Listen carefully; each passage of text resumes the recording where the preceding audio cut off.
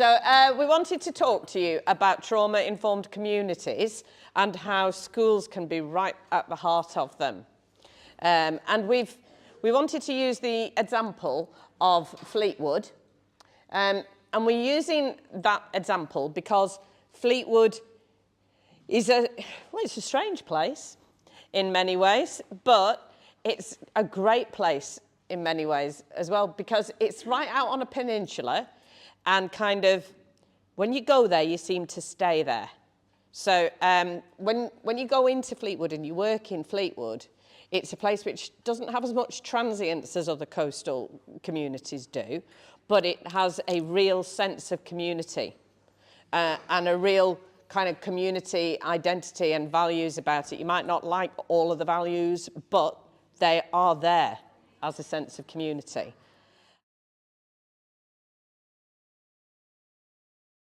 I am what's called an Education Partnership Officer with Lancashire County Council, and there are 6 of us that cover the whole of Lancashire. And as Siobhan said, our job is around connecting schools and partners together around those wider things that impact on our children and young people, their ability to attend, enjoy and achieve an education. So Fleetwood, again, as Siobhan has said, is an amazing place. It's on a peninsula. There isn't transience necessarily into the town, but there's a lot of transience within the town. So for our schools and our partners, they want to make sure that they are all sharing a communal message, a communal language and a communal way forward. So what came out recently, and conversations with headmasters like Dave and from our other schools and our partners, was that we're seeing a lot more children presenting in school with complex needs, so more complexity of need, less language, less socialisation, which is translating into behaviours. And what we're seeing is increased, what we'd see as flight, fight or freeze responses. So younger children doing more extreme responses in our classrooms more frequently. And this is coupled together with our amazing staff teams, because in Fleetwood we're talking about really highly skilled staff who are used to dealing dealing is the wrong word, used to supporting these children where they're at and know their communities and know their children well. This isn't staff that aren't trained in this or are naive to it. These are high quality teams and they're on the knees. And so staff mental health has gone down, staff sickness has gone up, staff have been off for lesser illnesses for a lot longer and then struggling to come back into school, got that dread and that Monday morning dread. And again, it's coupled with a decline in parental resilience. So we've got parents who are absolving themselves from parental responsibility, wanting other people to fix their child, it's everyone else's fault. And this means that if they're challenged even in the slightest way, and by challenge it might mean, oh, I've noticed that this last month you've started, you've become coming in later. Even if you say it really nicely, is there anything I can do? That parents are automatically on the defensive. And so we've done lots of work in Fleetwood around the year 6-7 transition and things like, because we know all that good work can be undone. You know how hard it is to get a child into school that's not been going, and then the first person they meet on the corridor goes, you're in trainers. Done. All that work done. So in Fleetwood, we're looking at how do we, as Siobhan said, how do we upskill all of our staff and how do we empower our parents? So we've got quite a few projects that are going to be starting in the new year around our parents. We do loads on transition for year 6s, but what do we do for our year 6 parents to prepare them for secondary school? When you've come from, say, Flakefleet, where Dave is wholly, and all of Dave's staff team are wholly invested in those families, not just the children, in their families. And then you go to a high school, and our 2 high schools in Fleetwood are very good, but with all the will in the world, they're dealing with hundreds and hundreds of children. So you can't have the same level of contact. So how do we equip and upskill our parents? And that went alongside another conversation. I told Siobhan I could talk for Britain. Don't worry, you'll get the entertainment at the end. So this came across as well about a conversation around alternate provision. We need more alternate provision in Fleetwood. We're not meeting the needs of our children. And actually, when we stripped this conversation back, we said, we do need this, we do need a bespoke response. But we also need to we need to take it back to the early years. And we need to take it back to our early parents. And we need to look like the Better Start model at what are we doing to empower these families and these parents at this stage, and how can we ripple that out? Now, we are really, really fortunate. I don't know if the lady from Better Start's still here. because one of our school governors, Merrill Davis, now Merrill Hegarty, who was the director of the Centre of Early Childhood Development in Blackpool, and spent the last 10 years with the Alberta University and Oxford University developing the brain training and the brain awareness and the brain architecture. So this was a bit of a win-win. So Rebecca, who sadly can't be here today, has driven this from Larkholme as part of our Thrive mental health multidisciplinary team. So we've got one of these in Fleetwood as well, set up by Fleetwood for Fleetwood with Fleetwood. And this is where we look at those more entrenched cases of children who ordinary services haven't helped, and look at what else can we do? What else can we do? So alongside that, this conversation about AP was woven in, and then this conversation about our early years. We need to do something with early years. And Rebecca's like, oh, I've got a governor that might be able to help with that. So Meryl's come along, and she's got contacts obviously with Alberta University and Oxford University, and has been instrumental in bringing all that work into Blackpool originally, which is now, being continued massively and wonderfully by the people that have taken on her legacy. So we were like, we've got existing systems, we've got existing processes, how do we make this a quick win? So we thought we'll bring the brain architecture game into Fleetwood, we'll bring the language of brain building blocks into Fleetwood, and if you've not seen it, the NSPCC Building Better Brains video, have a look at that. And our plan is to roll this out as part of our early induction in reception class. And as part of this conversation, our health visitors said, yes, we would like to be part of that, please. We want to work with those families. We had our early years consultancy team from LCC who said, yes, please, our staff want to be trained in this. We had Children Family Wellbeing Service, and one of our seniors from there is involved with all the child death overview panel, all the early years stuff. She's like what she doesn't know about early years isn't worth knowing. And Jill was like, yeah, our services definitely want to be involved in this. And we had our health visiting service who were like, that's the holy grail if ever you've ever tried to get school nurses or health visiting, because they are so rammed. And they were like, yes, we want to be part of this. So very quickly, we've got a plan, which is, Rebecca's just put it up very briefly, a plan to get this brain training, brain architecture game into our schools to then give to our parents so that as part of their induction programme, it would be natural and normal. And this is about sort of turning parenting on its head. It's about empowering parents, because we know that we have lots of really good parenting programs that are really effective and efficient if that parent arrives at them in the right place. But how many of our parents did we say will go to Triple P or go to, I can't think of any of the others right now, brain fog's just hit, go to this program when they're not at that point? So let's start with a positive relationship with our parents. Let's start with giving them some knowledge, the knowledge of how their brain is built, the knowledge of how their brain works. And it fits so lovely with the trauma-informed agenda, because not only will the parents understand what's impacting their children's brains and what they can do about it, they'll also gain some understanding of themselves. And when we talk about that shame and blame, which is so, so powerful, if we can remove that shame and blame from that parent, if we can get that parent to see that, when we're asking them about lateness, it's because we're interested, we want to help. It's not because we're blaming them for being late, because it's an issue with them, and it's some sort of, some sort of deficit in their parental ability when they've got everything else going on in the world. So we're starting to change the conversation. We're starting to change it with a really positive and really, really quick win. We're very lucky with having Merrill, and we're very lucky that Oxford University have agreed to come up and do our training. And we've got but honestly, this is the start of it, because where we're potentially taking this and where we want to take it with the community and have this shared language, and again, like Karen was saying, we've already got that on our action plan about shared language, shared trauma language, shared brain language, shared communication language. And then where we've got those more entrenched people working in our schools as well, that might be the one that undoes it with that you're wearing trainers. Hopefully it'll start to change their perception and their model as well.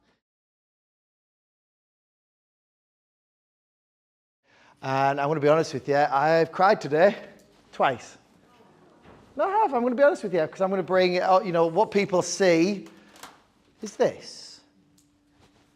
One of the most famous ugly criers in the country, who thinks it's a good laugh to wear BGT on his backside when he didn't lose as much weight as he thought he was going to for a Britain's Got Talent audition. And for anyone who doesn't know, yes, we were on Britain's Got Talent. It was this mad adventure a couple of years ago, but that isn't what I am particularly proud of. God, I think about it and I watch it way too much than I should admit. Every Friday when I've had a few drinks, not going to lie, tend to cry most Fridays. But it's pretty tough at the minute. It feels like Glastonbury on a bad bad week, bad year. It's really tough, and I'm proud to be I think we're one of the most inclusive schools that you will ever get, but I did a permanent exclusion this morning. Reception. I was attacked for 5. I'm not looking for any sympathy. I'm not. I'm paid quite handsomely. But I wouldn't mind a pay rise, not going to lie. But, I'm paid to, the job is tough at the best of times being a head teacher. But I was scratched multiple times. I was bitten. It was pretty shit. And when I did what needed to be done, I sat at my desk with my colleagues and I cried a little bit. And I cried because it was trauma. I couldn't help but make the links today. This was a child who's grown up with drugs, with domestic violence. His life is really, forgive me, it's really shit. It's really, really bad. And 15 years of headship, I've never seen anything like it. I really haven't. Siobhan, we do go back a long way. When I was up in Morecambe, and it was tough back then, but it feels like a different world now. Not going to lie, COVID felt like a doddle. COVID felt like a walk in the park. Given a choice at the minute, in many ways, I know people died and it was really bad, but compared to now, it felt quite easy. We are seeing behaviours that we have never seen before. 5 and 6 historically was where we'd have the fighting, the swearing, the online stuff. We're fine with that. Don't really have any problems. No problems whatsoever, but it's reception in year 1, it's communication, it's trauma, it's all the things that you are all here today to talk about. And like Andrea's just said, we're out in Fleetwood, bit of a peninsula. Peter said to me, it feels like it's back and beyond, one way in, one way out. There's technically 2 roads, but it feels like one. And we are geographically isolated. And it feels really tough. And our theory at school, at Flakefleet, is that we do a brilliant job Monday to Friday, 9 o'clock till 3 o'clock. Brilliant. What about when you're going home to a bedroom that they don't have any bedding? And they don't have curtains at the windows, and they don't have carpet on the floor, and they've got a hole in the ceiling, and they've got the neighbours shouting and screaming at one another. That is some gritty iPlay drama, but it's real. And I've had that. I cried after that as well. I cried quite a lot, actually, but I'm okay with that. I'm kind of not. And the second time I cried today, has anybody read that book? Oh my good God. I'm only an hour into an audio book, but I think I get the whole trauma thing. I think I've got it for a long time. I didn't know what it was until it was called trauma-informed approach. But I'm going to buy staff all of that. All staff are going to get that, and they're going to be asked to read it, because that is somebody recounting their experience growing up. And bloody hell, does it hit. And it makes you think a little bit differently about some of the behaviours. The behaviours this morning, I hate the fact that I've excluded him. But I can't do that again. It was quite distressing.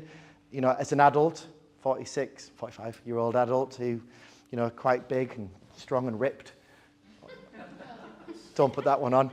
I'm clearly not. But I found that hard, and the point is that if you're 5 in that classroom, that's quite scary. And the point that I'm making is it's really tough at the minute. And I hate it when somebody says you're never going to change the world. Rubbish, because actually I think that between us we can. And it might be one classroom teacher who changes it for the 30, it might be the teaching assistant who supports one child.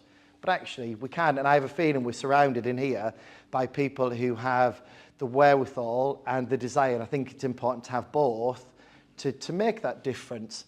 And the point I want to make is, if one person wants to change the world, what does it look like when lots of people want to change the world? And the reality is, in 20 years of working in relatively impoverished, whatever it's PC to call it, tough areas, I've never really seen anything particularly work, if I'm completely honest. I haven't. And what we're trying to do is just be a little bit disruptive, quite like being disruptive, trying to innovate, trying to challenge what we've done for so long and do things a little bit different. And your homework is really easy. You don't need to write it down. I want you to have more brews. More coffees. Because I think we've lost, I hate calling it networking. It sounds really naff. I don't like that. But I think we've lost the personal connections, and I think it was bad before COVID, but all of a sudden, how you're bombarded by emails, you're probably in a dozen WhatsApp groups, And I don't really think that works for anybody. I actually get really stressed with all the emails and the WhatsApp groups, and I can't keep up with it. I honestly think there's a lot to be said. When you meet somebody who you like and who you think you want to work with and who you think could do something exciting together, I invite them for a brew. And Twitter and online and video call is brilliant because I can now do that anywhere in the world. And I do it. And I'm yet to have anybody who says they don't want to have a virtual brew or meet for a coffee.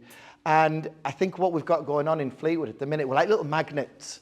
We just seem to keep pulling people in, like Andrea, like Siobhan, and all the other people that we've got in Fleetwood. They are out there. They are out there. There are lots of people in Fleetwood who've come and gone. You know, they've fallen by the wayside. It just wasn't for them. They're already stressed with the job. They didn't want to do whatever it was going to take, and that's fine.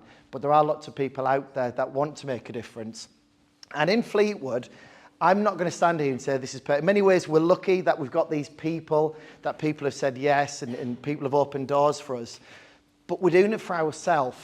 And we have had a change of government. I'm going to try desperately hard not to get all political about it.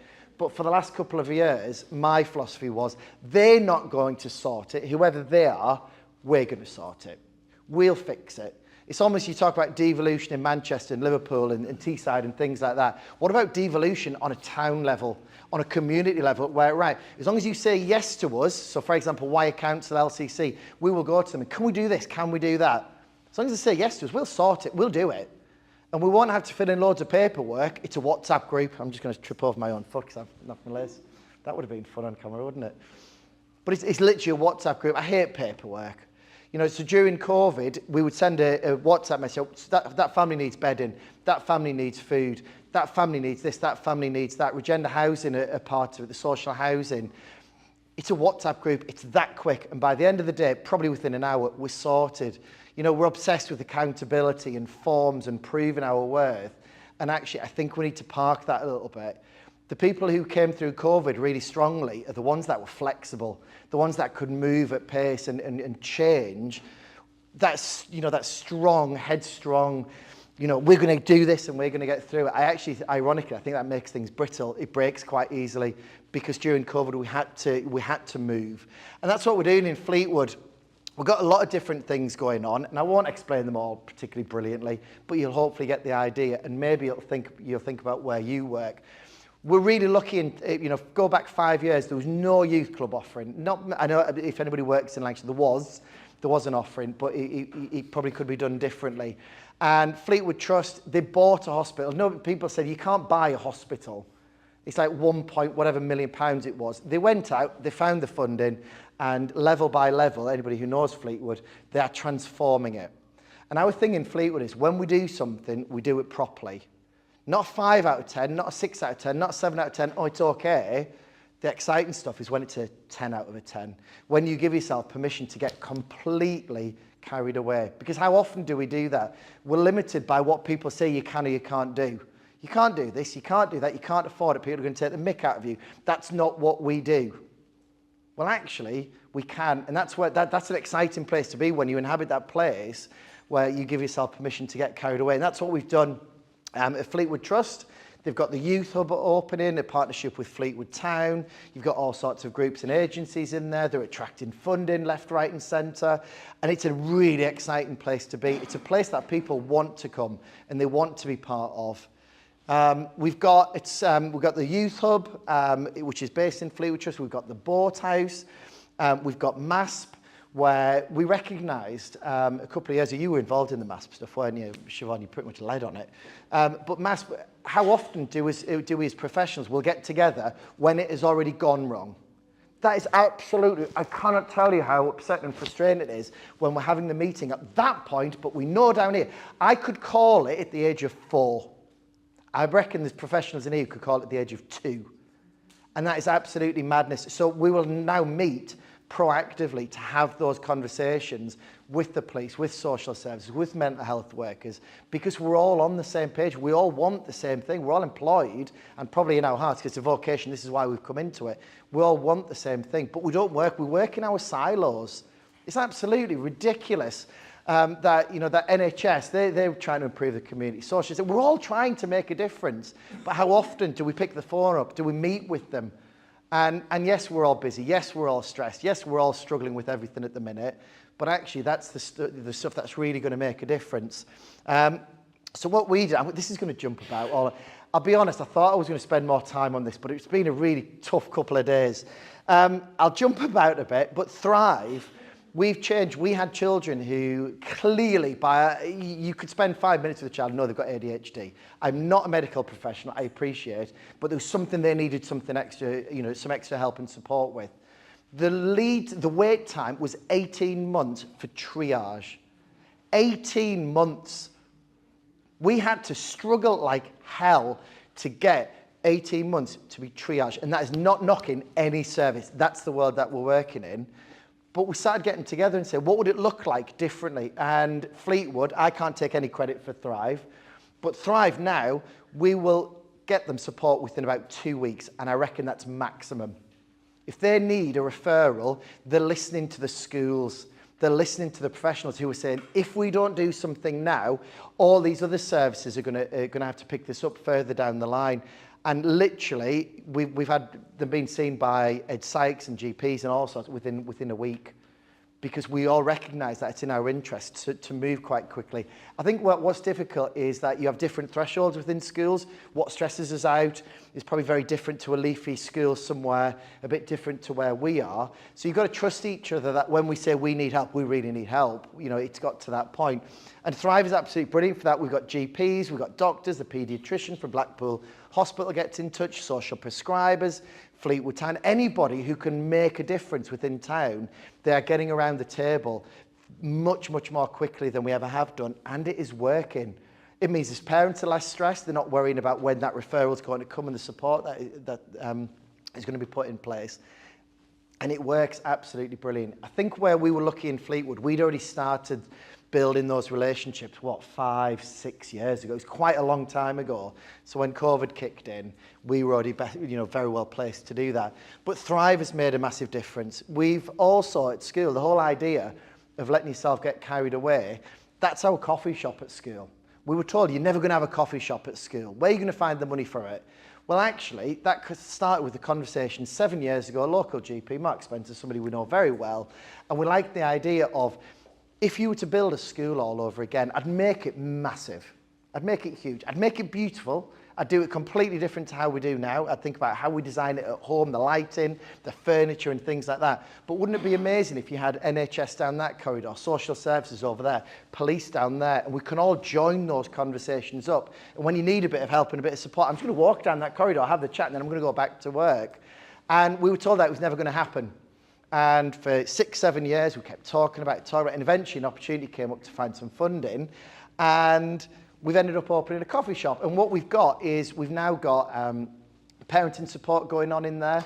They actually come somewhere very nice. If you think of children's centres, they tend to be magnolia, purple skirting boards. They're a bit shit, if I'm totally honest. And it wouldn't actually take very much to paint it nicely, to put some fairy lights up, to put some greenery in a corner or something like that.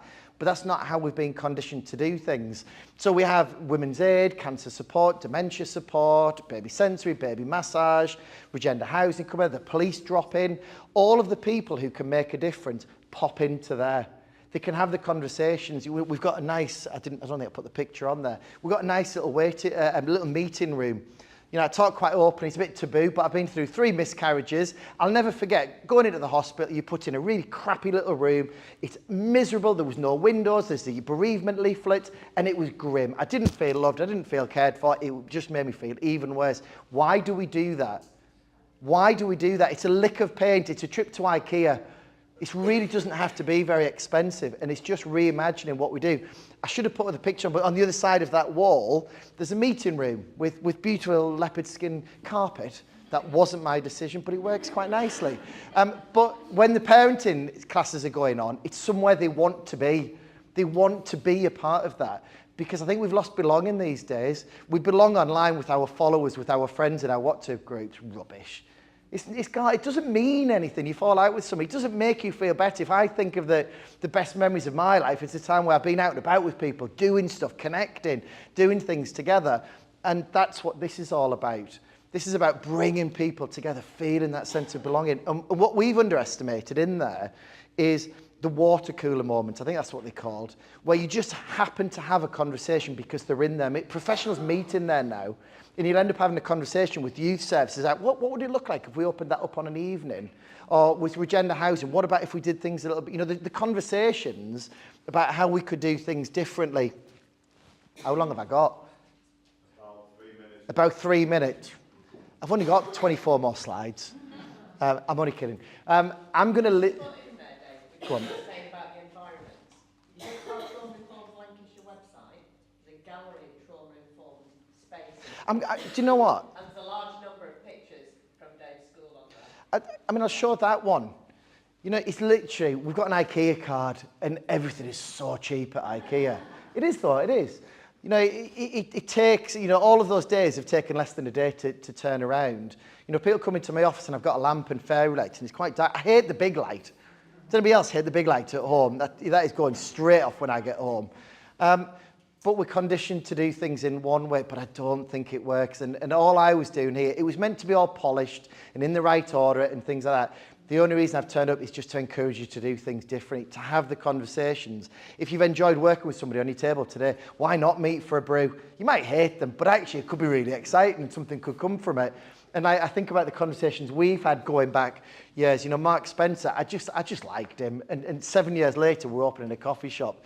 I'm just going to leave it there. I want to finish on like a really nice moment, but I think I'm probably done there. Just do things differently. That's reimagine things. What would it look like if we were given carte blanche just to run wild and ignore all the people who say you can't do this and you can't do that? Let's just prove them wrong. And it's really exciting to be in that place. So go and be disruptive. That works. That was all right.